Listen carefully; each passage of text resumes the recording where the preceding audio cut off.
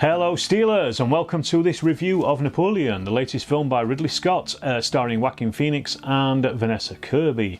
I went to see this on opening night here in the UK. I went to see it in IMAX, so I wanted to get the full cinematic experience of the film, which has been richly described by critics as epic.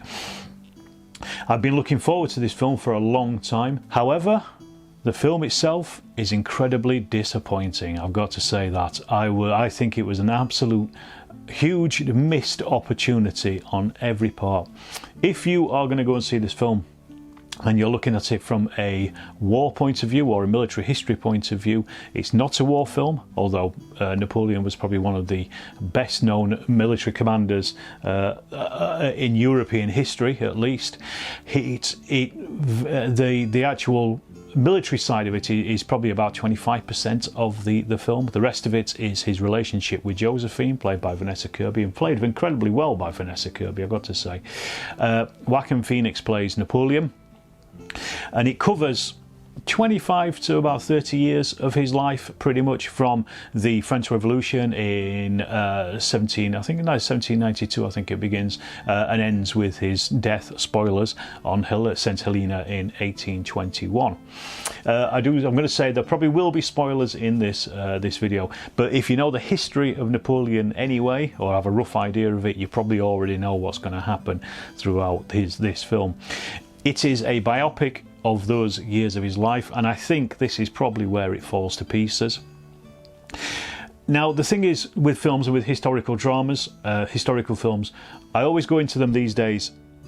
I know that they are not going to be historically accurate. I mean, I'm interested in history. I read a lot of history. I like history, and I like to see history accurately portrayed where it can be. I also know the difference between a film, i.e. entertainment, and a documentary, i.e. history. So I know that these films are not documentaries.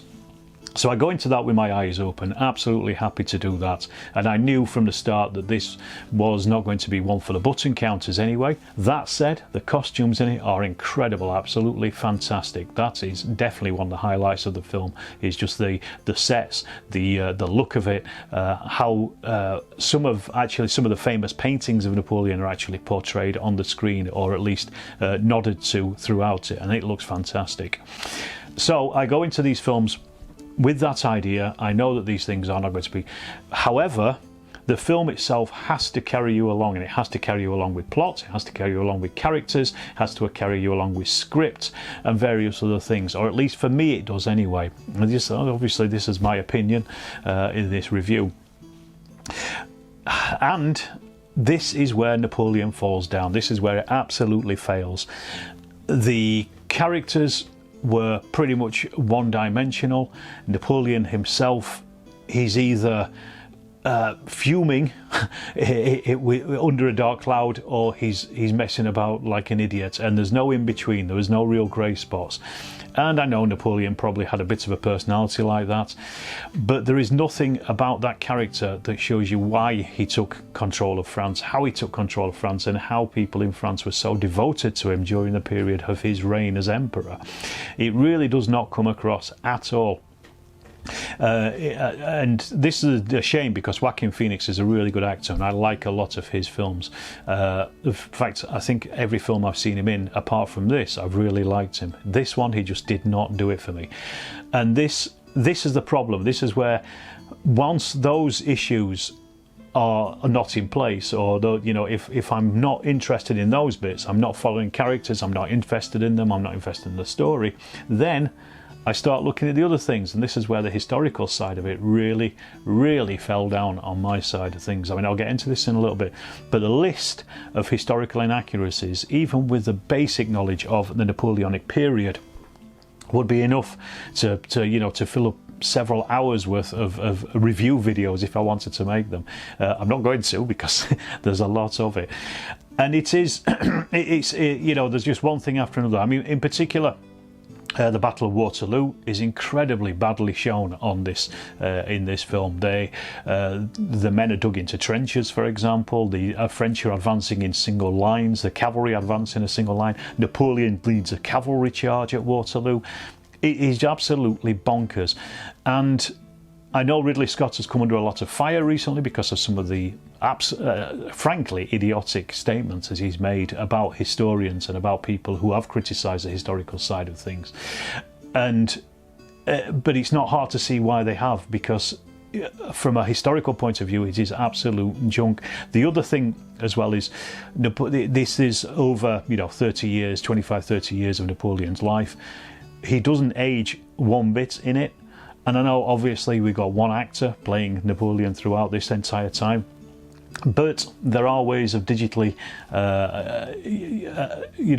de-aging people. It's been done in The Irishman, for example, with Robert De Niro. Whether that's good or bad is a different debate, but there are ways of doing it. I'm very surprised that they didn't make him look a bit younger at the start of the film and then older as he gets on, because he just does not change.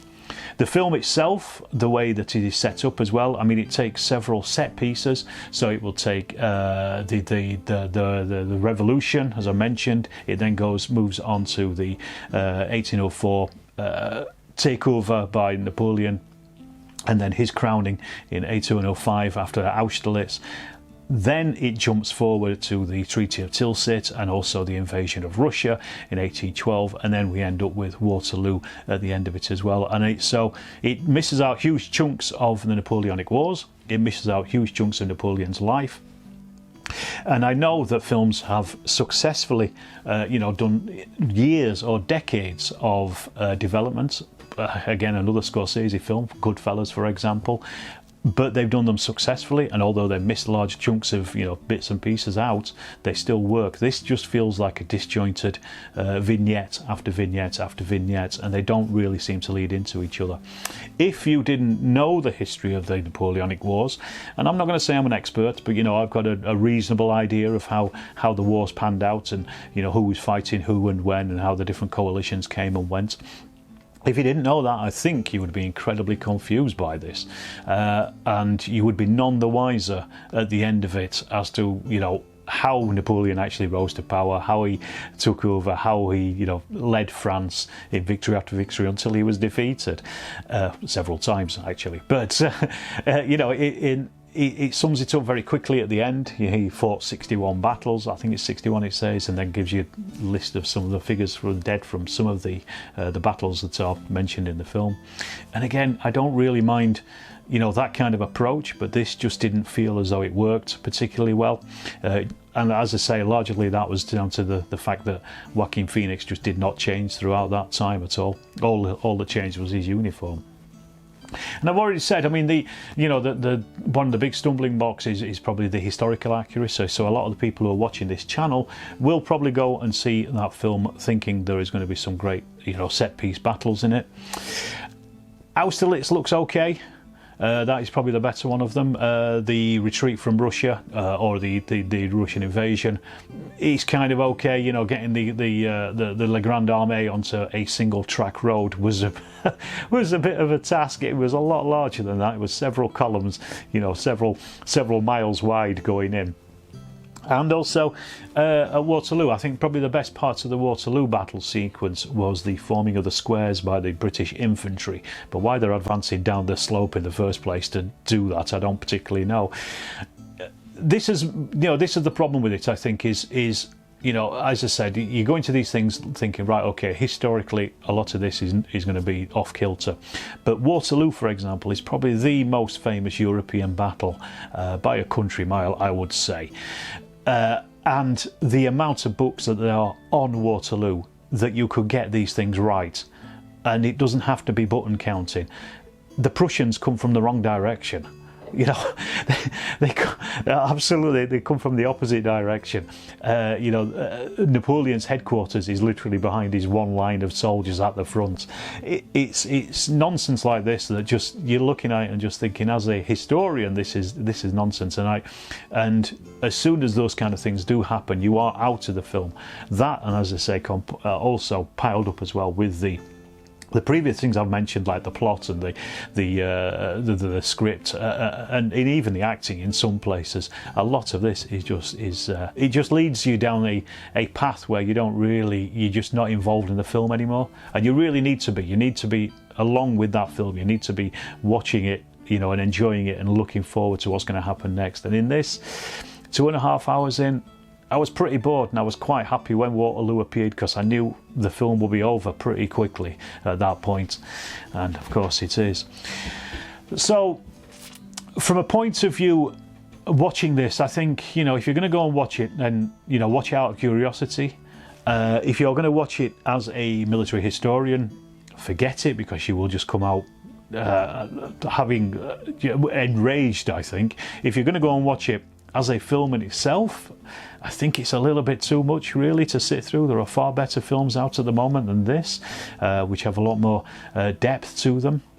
For example, I went to see Killers of the Flower Moon just recently, the other Scorsese film. That was, I think, a good 3 hours long, and I was not bored for 1 minute in all of it, and I was happy. I would have happily sat for another 3 hours and watched more of that film. Napoleon is different, you know. I'm looking at my watch, I wanted to leave, kind of thing. So, as I say, from my point of view, absolute disappointment. It was something I was really looking forward to. I was even thinking about going to see it a second time, but I already agreed with a friend to go and see it a second time. I don't think I'm going to bother, because I've seen it. I don't need to see it. I don't need to relive that, to be perfectly honest. And honestly, the best thing that happened on that Wednesday night when I went to see the film was, A, getting a bag of popcorn, and B, bumping into Tim from the Napoleonic Wargaming channel and having a chat to him about it. So, Tim, if you are watching, great to see you, buddy, and I'll see you soon. But if you haven't checked out Tim's channel, go and check it out. I'd be surprised if he doesn't do a review of Napoleon as well. And as I say, this could be a film this video could be twice as long, telling you the historical mistakes in it. I don't want to do that, because there's literally no point. It's on film already. If you are interested in films about the Napoleonic period, I can thoroughly recommend Waterloo, which is very centred on the Waterloo campaign, centred on both Blucher, Wellington and Napoleon, and is a far better character study of those characters and that battle and that small campaign than this ever could be. It really is. So go and check that out. It's a great film, and it's actually used literally an army of hundreds of thousands. It's well worth it if you haven't seen it. Okay, I'll sum it up there. I'll finish up there with saying, if you've seen the film, let me know what you think. Were you excited to go and see it? Were you disappointed? Did you enjoy it? If you enjoyed it, tell me why you enjoyed it. I mean, this is just my opinion at the end of the day. I could be wrong. You could be right. Just let me know what you think about it. Leave in the comments, hit the like button, do hit that subscribe button as well if you are inclined to do so, and I will see you in the next Storm of Steel video.